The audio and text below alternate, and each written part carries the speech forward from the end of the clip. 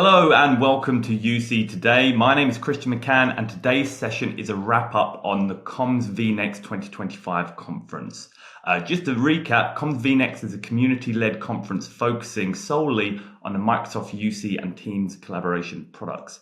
Joining me to tell me all about some of this year's insight is Josh Blalock, Chief Evangelist at Jabra. Josh, thanks for joining me today. Kristian, thanks for taking the time to talk about Comms VNext. Appreciate it.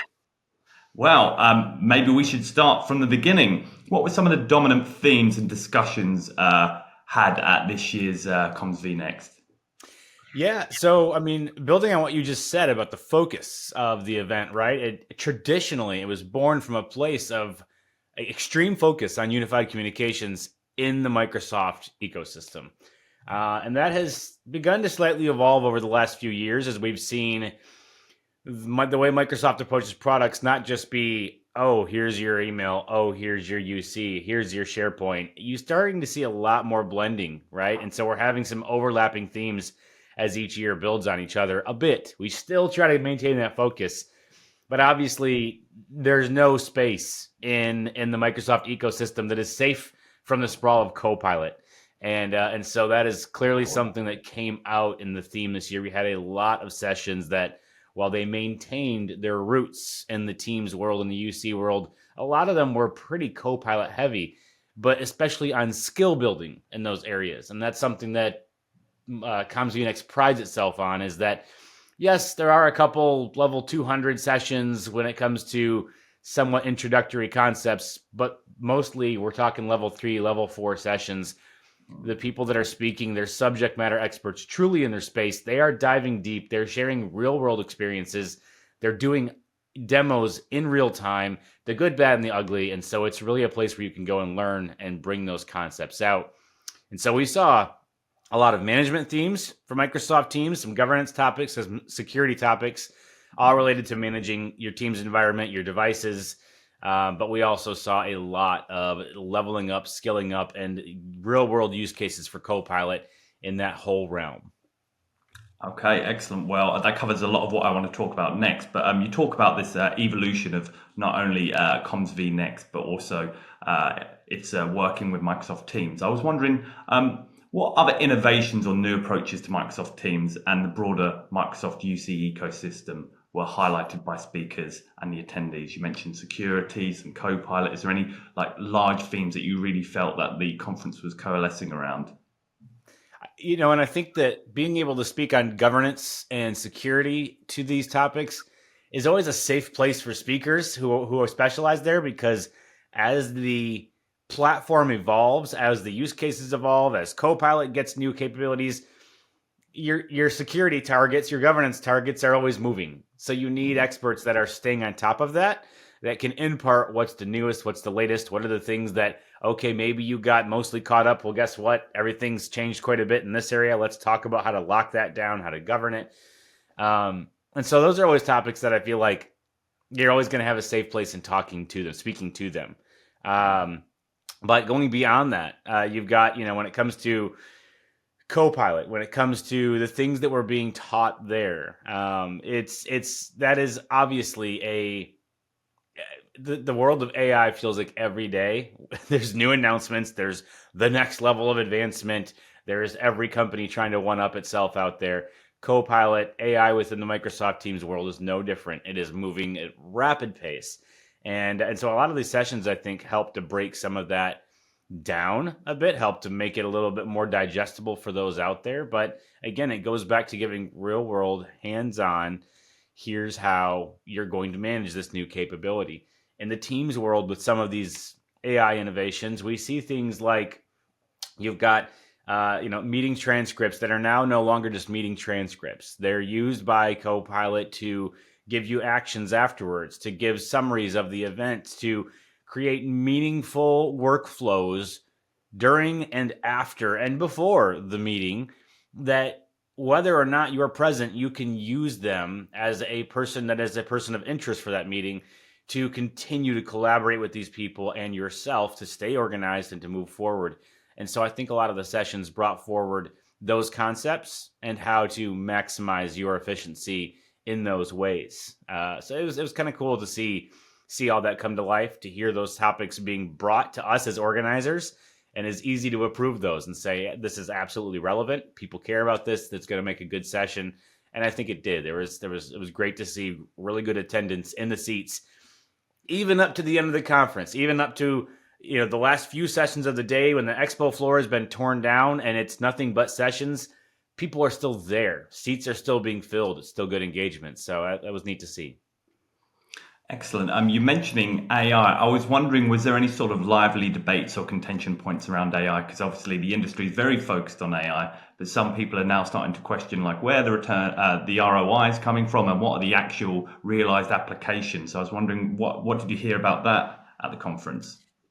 Yeah, so it's tricky as an organizer, right? Because as an organizer, you're kind of having to go run around. If there's any little fires, you're putting them out. You're making sure if there are people coming into the conference late, they're getting checked in, they're getting where they need to go. Oh, is the food on par? So there's all these little things that you got to do, which makes it really difficult to sit in on sessions and soak them in and observe that. I had the pleasure of being able to peek my head into almost every session for picture purposes, but you're not around a long time to capture pictures of the speakers and partake and observe there. So if there were those kind of things taking place in the sessions, and I know that there were some good conversations as feedback from the speakers, some good questions, but if there were some good powwows like that, I unfortunately missed out on that. I did hear, though, one of the things I've loved about Comms VNext is that to this point, and each year is always up to debate on whether the conference goes back to the same location or not. To this point, save the very first year, the conference has been at the same location, and it's kind of a self-contained conference center where you've got the conference on site. Everybody can stay at that same hotel. There's not a lot of need to leave except to go out and have some dinners after the show each day. And then there's usually kind of this gathering area in the lobby, a nice big bar area, lobby area. And as you can imagine, at the end of a conference day, when everybody's cutting loose a little bit, you've got the gathering happening in the bar. That can lend itself to some lively conversation happening, right, and some debate taking place. And so I did hear of a couple interesting conversations, maybe not so much around AI, but a couple other hot topics. One of them I heard was MDEP with Microsoft, always a big one. So I heard there's some really good conversation, debate points going on with the main speaker, Yoav Barzilay, that was on site, who was the very next day going to be delivering a session on it. So I think that kind of interaction is great. It's very interesting to see it unfold. But a conference that lends itself to that structure, I think also provides opportunity for those kinds of debates and things to happen. So it was kind of neat to see. Okay. Well, also, I was wondering perhaps, what do you think might be some real actionable insights that people who were attending Comms VNext were really getting from the sessions? I know you talked a lot about governance, we talked about AI, but I was wondering, what do you think is like something that they're going to really come home with from attending? Yeah, so one thing we've kind of glossed over in this conversation so far is the expo floor, right? And so while we go into all these sessions, and they're very important, people love them, they partake in them, and they give them a lot of good in-depth hands-on information. They then take that information, go onto the expo floor, and it is a floor that is filled with solutions providers that are all focused on this same ecosystem.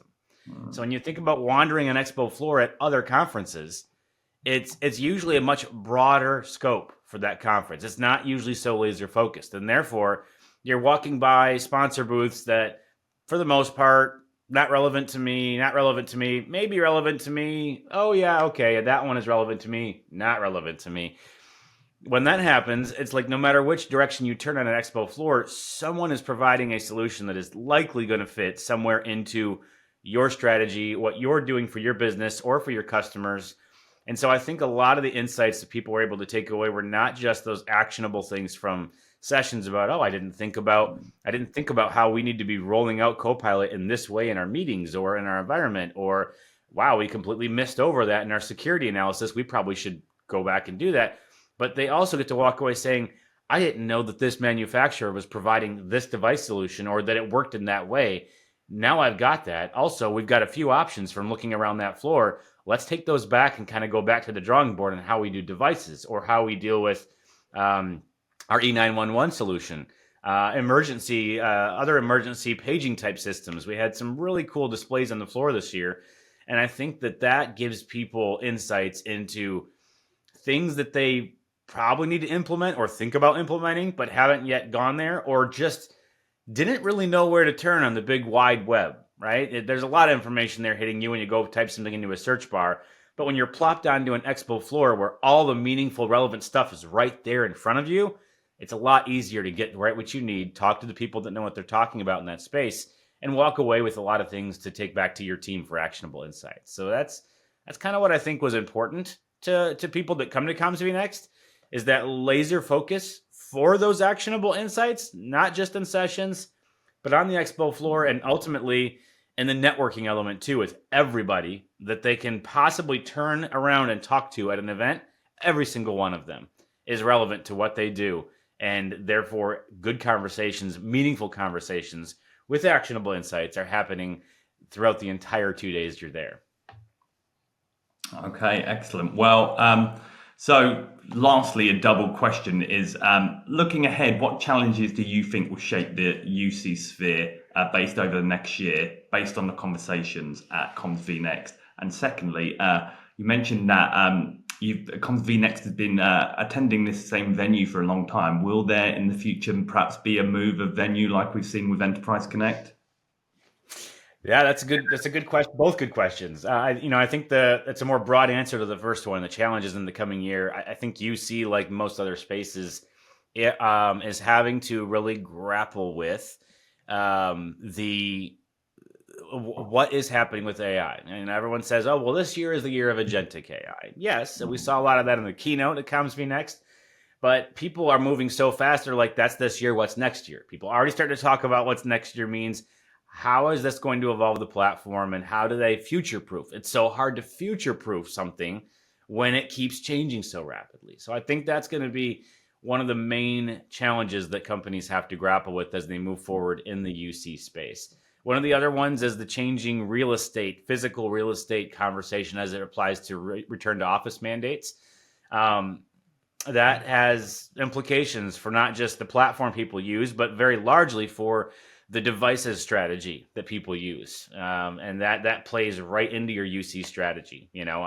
Do we need to provide people with individual devices for their remote hybrid needs? Do we need to focus more on meeting rooms? Do we need to focus across the board because of the particular strategy we're adopting as a company? Those are things that are going to be big themes in my mind this coming year. As far as the conference goes and where we're at, like I said, every year it's always up to debate on the organizer level.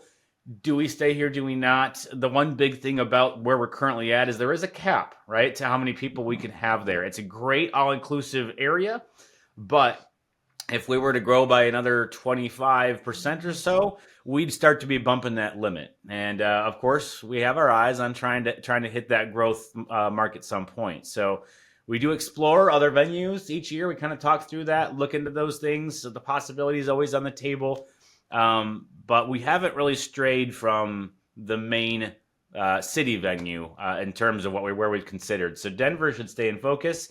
It's very central for North America. It's very easy to get in and out of. As conference organizers, it's a pretty affordable city, as well as having a lot of cool things to do in the area with the Rocky Mountains and all that.